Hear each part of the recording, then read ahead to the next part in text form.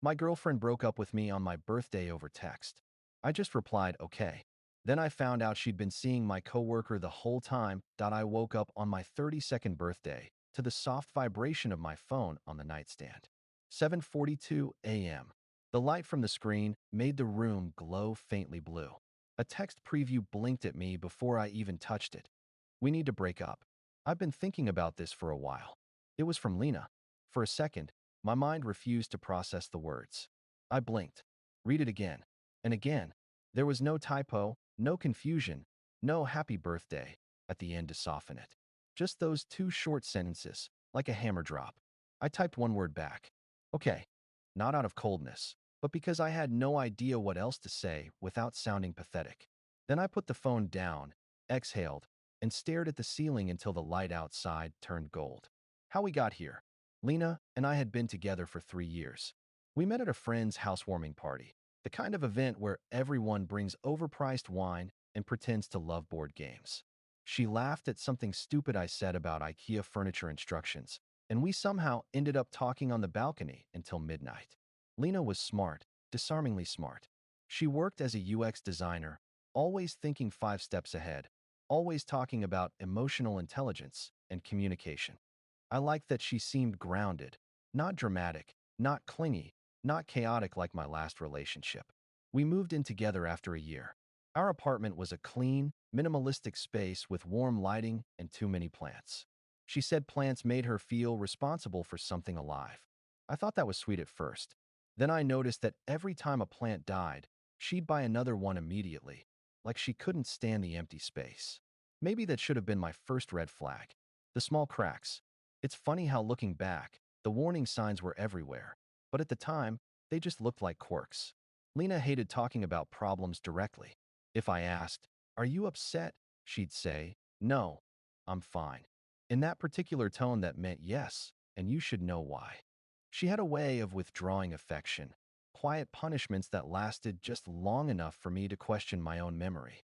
Once, after I missed her friend's birthday dinner because of an urgent work call, she didn't speak to me for 2 days.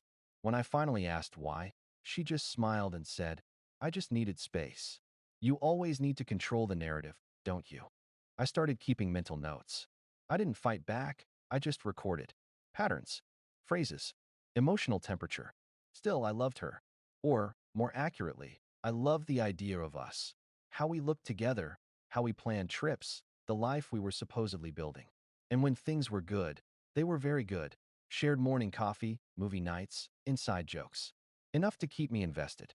Enough to convince myself that every couple had communication issues. The plan. The week before my birthday, I'd been secretly planning a surprise party for her. Not for me. Her birthday was the following week, and she always said she'd never had a real surprise celebration. So I rented out a small rooftop lounge downtown, invited 15 of her closest friends, and coordinated with her best friend Maya to help with logistics. Maya was different from Lena, warmer, less filtered.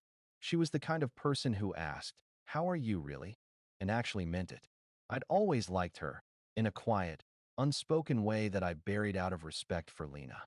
Still, Maya and I texted occasionally, about the party mostly.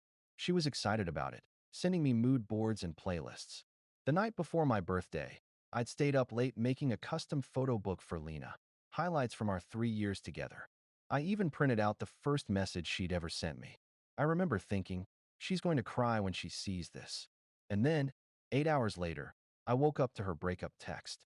After the okay, she didn't reply to my okay. Not that morning. Not that day. By noon, she'd removed her relationship status from Facebook. By 3 p.m., mutual friends started texting. "Hey man, are you okay? I just saw something weird." By 5 p.m., she posted a picture of a latte with the caption, "Sometimes endings are beginnings, hot beverage sparkles." I didn't cry. I didn't rage. I just sat there on the couch, watching the sunlight shift across the living room, realizing I was now living with someone who'd chosen to end our relationship through a text on my birthday, and didn't even have the decency to talk. At 8 p.m., I started boxing up my stuff from the shared closet. It wasn't even out of anger, just procedure. I booked an Airbnb nearby for a few nights. Before I left, I took photos of everything, every shared item, every document, even the router setup. Not because I expected a fight, but because something about the whole thing felt off. Like she'd already written a story in which I was the villain. I knew how people like Lena worked. Control the narrative. Be the first to tell your side. Cleanly, publicly, sympathetically. The party that never happened. The next morning, I called Maya. She sounded shocked when she heard what happened. She broke up with you? Today? Are you kidding me? Yeah. Through text. God. I don't even know what to say. Are you okay? I've been better. There was a pause. Then she asked quietly, so what do we do about the party? That was the first time I laughed since the text. A short, humorless laugh. We cancel it. I'll handle it. But after hanging up, something in me hesitated. Why cancel? Everything was already paid for. The decorations, the catering, the deposit on the rooftop. And I'd spent weeks planning it. My time, my energy, my emotions. So I didn't cancel right away. Instead, I called the event coordinator and asked if the date could be shifted to this week. Just a small adjustment. No refunds necessary. Then, I texted Maya again. You free next Friday night? I guess so. Why? Come with me. There's something I want to show you. That night, I sat in my empty apartment, half my things in boxes, half still hanging in the closet, and looked through the photos on my phone. 3 years of us. Trips. Birthdays. Dinners. Smiles. And then, at the very end of the camera roll, a photo Lena had posted just 3 days earlier. A mirror selfie. Her arm around someone's shoulder, cropped halfway out of the frame. I zoomed in. It wasn't Maya. It was someone I didn't recognize. But the wristwatch was familiar. My coworker's watch. The same one I'd complimented last week. I stared at that photo for a long time. Her, smiling, not wide, just a small confident smirk. The kind she used when she thought she had control. And beside her, an arm. A man's arm. A leather watch strap, dark brown, with a distinct silver clasp. Exactly like the one my coworker, Evan, wore every day. At first, I told myself I was paranoid. The lighting could distort the color. The angle could deceive. But then I remembered the caption, "Late Night Design Sessions Hot Beverage Laptop Computer," and my stomach sank. Evan worked in the same UX firm. Same department. Same team. It wasn't proof, not yet. But it was enough to shift something inside me. A quiet click in my head. The sound of a door locking behind a version of myself that still believed this was just bad timing. I didn't confront her. I didn't text her. I simply went methodical. That night, I opened our shared Google Photos folder. We'd used it for years. Vacations, receipts, apartment bills, everything. She must have forgotten to unshare it. There, among pictures of groceries and our cat, was a folder labeled mockups_V2, something work-related, I assumed. But inside were selfies. Screenshots of text conversations. One thread's name stood out. E. Blueheart. My hands went cold. I clicked. The screenshots weren't of texts with me. They were between her and him. Short messages, time-stamped over the last month. Her. He's been distant lately. I think he knows. Him. He doesn't. Just keep things chill until we finish the client project. Her. I hate sneaking around. Him. You love the thrill. My first instinct wasn't rage. It was disbelief. Not because she cheated, people cheat, but because she documented it. Like she wanted proof, in case she ever needed to justify it later. I copied everything. Screenshots, timestamps, metadata. I exported the folder and uploaded it to my drive. Then I deleted my access to the shared album, so she wouldn't see I'd been there. The next morning, I packed the rest of my things and moved out quietly. No notes. No confrontation. No scene. She texted 2 days later, a casual, "Hey, I hope we can talk soon. I just need space right now." I didn't answer. A week passed. Then, Friday came, the night that was supposed to be her surprise party. I kept the reservation. Maya met me outside the rooftop venue. She looked hesitant, dressed simple, hair pulled back like she didn't know what this night was supposed to be. When she saw me, she smiled, but there was a question in it. "Are you sure this isn't weird?" "It's exactly what I need," I said. Closure. Inside, I told the staff to keep it low-key, music soft, lights warm. No crowd. Just dinner for two. Over wine, I told Maya everything. Not just about the breakup, but the screenshots, the pattern, the timeline. She listened, really listened. And when I showed her the photos, she didn't gasp. She just exhaled slowly, like something she'd been suspecting finally made sense. "You know," she said after a long silence. "She's been distant with me too. Canceled on plans. Stopped talking. I thought it was work stress. We sat there for hours, two people orbiting the same betrayal from different angles. By the end of the night, I felt lighter. Not happy, but lighter. Maya walked me to my car and hugged me. A real hug, not polite. For the first time in weeks, I didn't feel like the stupid one. The next morning, I woke to 23 missed calls and 5 voicemails from Lena. Did you seriously take Maya to my party? Are you out of your mind? You're trying to humiliate me. Is that it? You're sick. I didn't answer those either. By noon, mutual friends started messaging again. She'd posted a story, a screenshot of a note. Imagine planning a whole revenge stunt instead of healing. Some people really show who they are when you stop enabling them. Classic. Narrative control. I almost admired how fast she moved. But what she didn't realize was that I'd already secured everything. Proof, dates, backups. She could spin the story however she wanted online, but she couldn't rewrite timestamps. The real problem came 2 days later. A formal email from HR at my company. We've received a workplace complaint regarding potential misconduct and inappropriate behavior toward a colleague. You are temporarily placed on leave pending investigation. Evan. Of course. I read the letter twice, then 3 times. It claimed I'd harassed a coworker after a personal dispute. The language was vague but heavy, enough to ruin a reputation. I didn't panic. I called a lawyer. Then I spent the next 12 hours assembling everything. The messages, the dates, the photos, the proof she and Evan were together before the breakup. And crucially, the metadata from the Google Photos folder, showing she uploaded those screenshots from his apartment's Wi-Fi network. The lawyer's advice was simple. Stay silent publicly. Respond formally. Let them hang themselves with their own inconsistencies. So I did. During the HR meeting, I laid everything out in chronological order. Calmly, factually. When they asked how I obtained the photos, I said, shared folder. Mutual access. No privacy breach. When they asked if I'd retaliated against either of them, I said, no. I just walked away. It took them 3 weeks to conclude the investigation. The final report cleared me entirely. Evan, on the other hand, was terminated for professional misconduct and violation of company relationship policies. Lena quit the following day.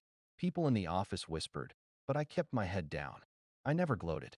Justice, when you see it up close, isn't satisfying. It's just quiet. Heavy. Maya reached out again after everything settled. She'd been keeping her distance while things unfolded, but one evening she texted, "You handled that better than anyone I know would have. You didn't let her destroy you." I told her the truth. It still feels like she did. Because even after the mess, the proof, the vindication, I couldn't stop thinking about how easily someone could rewrite a person's life with a single text, a few screenshots, a few whispers. Weeks passed. I moved to a new apartment, smaller but cleaner. Minimal. No plants. I deleted social media. Started therapy. Began jogging again. And slowly, I started to feel like a human being rather than a case file. Then one morning, I got a letter in the mail. No return address, just my name in her handwriting. Inside was a single page. I know you hate me. I hate myself too sometimes. But for what it's worth, I never meant for things to go that way. I thought you'd fight for me. I wanted to feel like someone would. I'm sorry. L. I sat with that letter for a long time. And then I burned it in a glass bowl on my balcony. Watched the paper curl into ash. Because that was her last manipulation, trying to make even her guilt about me. That night, I went to bed early. Slept without dreams. It was the first real peace I'd had since that birthday morning. Update 1. It's been 6 months since that morning I woke up to a breakup text on my birthday. I thought I was done writing about this, done replaying the whole mess in my head. But apparently, stories don't really end when the villain exits. They mutate. They adapt. They find new ways to crawl back into your life. After everything, HR clearing me, Evan getting fired, Lena disappearing, I went silent. Deleted my socials. Changed my number. My friends said it was dramatic, but it was the only way to stop people from poking around for gossip. Every conversation back then had the same tone, half concern, half curiosity. Like they weren't asking if I was okay. They were asking how bad the wreckage looked up close. Therapy helped. My therapist, a woman named Claire, told me something that stuck. You can't heal from something you're still trying to logically explain. Some things are just chaos wearing human skin. She was right. For months, I lived in silence and small rituals, morning runs, black coffee, no distractions. I started to feel clean again. Not happy, but clean. Then, about a month ago, a friend from work texted me a screenshot. A Reddit post. Title: My ex tried to ruin my career because I fell in love with a coworker. Need advice. The username was anonymous, but the details were unmistakable. UX designer. 3-year relationship. Manipulative partner with control issues. There were lies, small ones, but detailed enough to make it sound real. She'd written that I'd emotionally blackmailed her into staying, and that I used work connections to humiliate her publicly. The comments were brutal. Thousands of strangers calling me a narcissist, an abuser, a sociopath. And I couldn't defend myself, not without confirming her story by engaging with it. So I did what my lawyer once told me. Never wrestle with a narrative that was designed to dirty you. You don't win, you just end up covered in the same mud. But I still read every comment. Every damn one. And for a week, I couldn't sleep. The human brain is strange. It knows when something isn't true, but it reacts as if it is anyway. My chest tightened every time someone described men like him. Because they weren't describing me. They were describing the version she'd built. Pixel by pixel, word by word, until it looked almost believable. A few days later, I got a call from an unknown number. It was Maya. She'd seen the post too.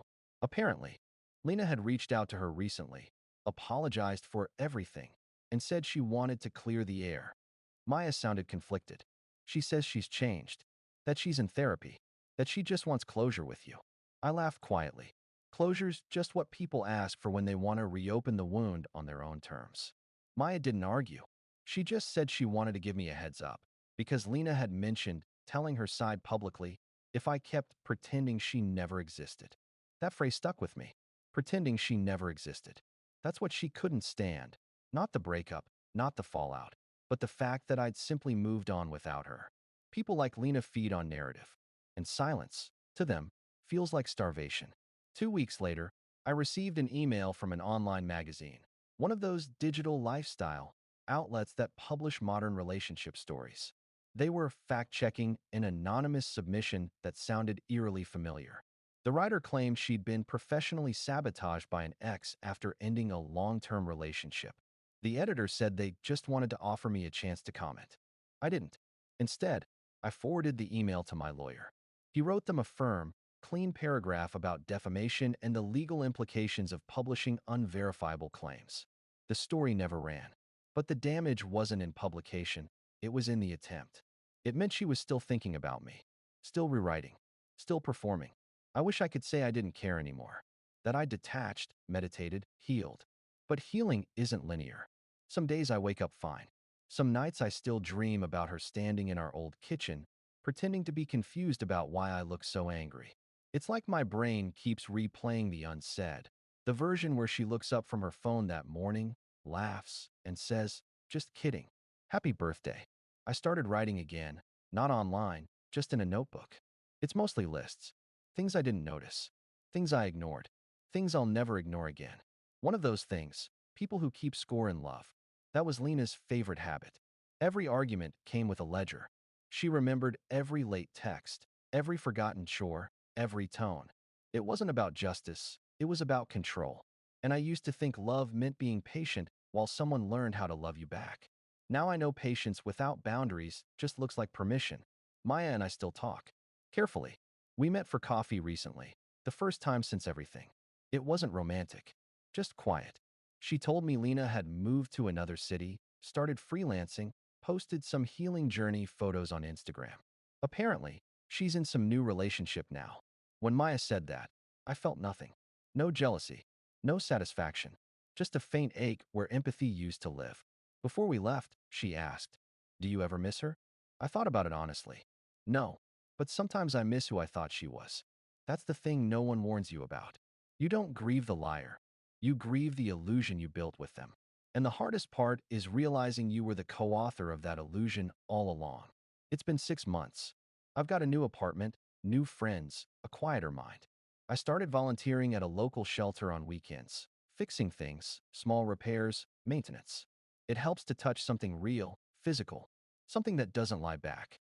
Sometimes, late at night, I still scroll through that old Google folder I archived. Not to torture myself, but to remind myself how clear the signs were. The emotional distance, the polished empathy, the perfect captions. I used to think those were signs of maturity. Now I see them as camouflage. The irony? I learned more about real love from the fallout than I ever did from the relationship itself. Love isn't about who stays. It's about who doesn't weaponize leaving. If you're reading this and you've been through something similar, someone trying to rewrite your story, I'll tell you what I wish someone told me. You don't need to prove you're innocent. You just need to keep living in a way that contradicts their story. Because eventually, the truth isn't something you shout. It's something that just keeps existing long after the lie gets bored. Final update that it's been a year. 12 months since that text. A year since I replied, okay, and packed my life into 2 suitcases. And somehow, that single word still echoes like a fault line that changed the shape of everything that came after. I didn't plan to update again, but something happened last week that made me realize this story wasn't really about her. It was about what I became in the aftermath. I was at work, a new firm, smaller, saner. Different city. The kind of place where people actually leave on time and no one's pretending to love their company culture. It was Thursday afternoon when my manager, Paul, knocked on my door and said, "Hey, someone dropped off a letter for you at reception. No return address." I already knew who it was before I opened it. The handwriting, careful, looping, too practiced, was hers. Inside was a single printed page. No greeting, no signature, just text. "I wanted to let you know I'm getting help. For real this time. I'm not asking for forgiveness. I know I don't deserve it. But I need you to know that I didn't file that HR complaint. Evan did. He said it was the only way to keep his job after everything came out. I thought you should know the truth." There was an address at the bottom, a therapist's office in Seattle. That was it. I read it once, then again, waiting for the old anger to flare up. But it didn't. All I felt was distance, like reading a case summary from a life that didn't belong to me anymore. I didn't respond. I didn't even Google the address. I folded the letter once, slid it into a folder marked Closed Files, and went back to my desk. Later that night, though, it hit me how symbolic that was. Her needing to tell her truth, even now. Still performing confession like it was a form of control. Still choosing when and how I got closure. But this time, I didn't give her that power. Instead, I went for a run. It was raining, the kind of thin, cold rain that smells like new beginnings. And somewhere between miles 3 and 4, I realized I'd finally stopped narrating my life as before and after her. It was just life again. The funny part is, I barely think about the breakup anymore, but I still notice its fingerprints in small ways. I double-check my words before I text someone. I record conversations when it involves anything remotely professional. Not out of paranoia, just habit. Documentation became my new form of safety. I've also become the kind of man who reads contracts slowly, who timestamps things, who keeps receipts, literally and emotionally. Trust, for me now, isn't about faith. It's about data and consistency.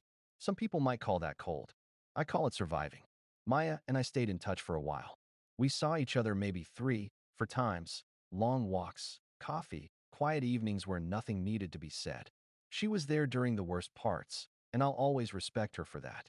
But somewhere along the line, I realized she reminded me too much of that chapter. Not because she did anything wrong, but because she saw it all.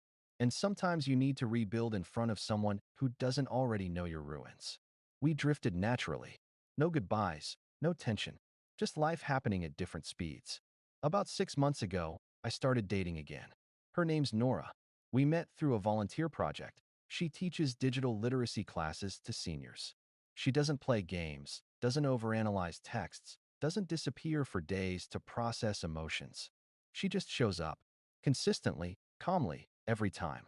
It's terrifying, in its own way, being treated kindly when you've forgotten what that feels like.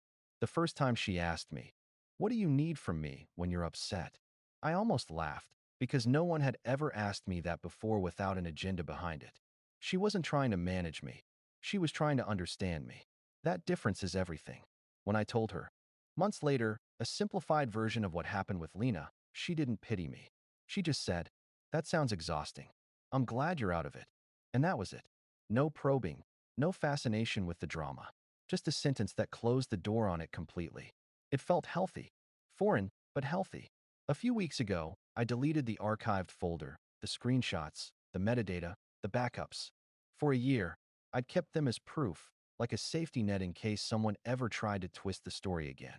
But I realized keeping them was just another way of staying tethered. So I watched the files disappear, one by one, into the digital void. No ceremony, no hesitation, just gone. And it felt like unclenching a fist I didn't know I'd been holding. Sometimes people online romanticize getting revenge after betrayal, the idea of exposing someone, humiliating them, burning everything down. But here's the truth no one posts about. Revenge is just a second life you give to the person who already took your first one. And it's exhausting. Real closure isn't cinematic. It's paperwork. It's moving boxes. It's deleting folders at 2 a.m.